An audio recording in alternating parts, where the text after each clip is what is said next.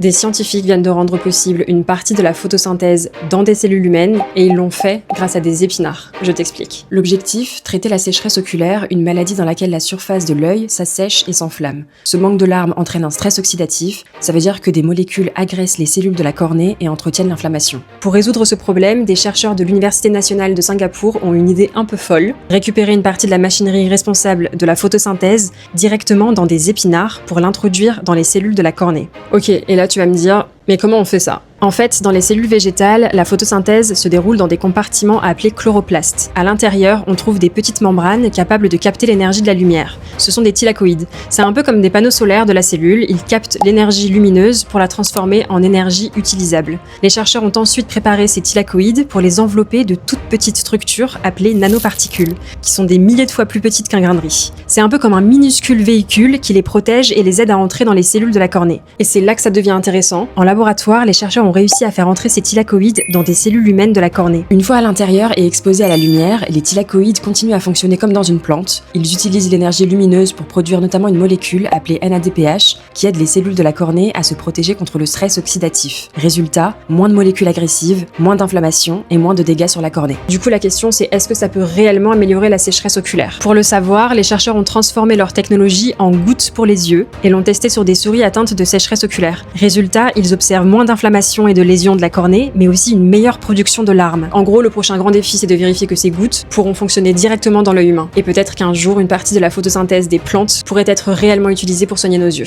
Alors abonne-toi pour plus de contenu science.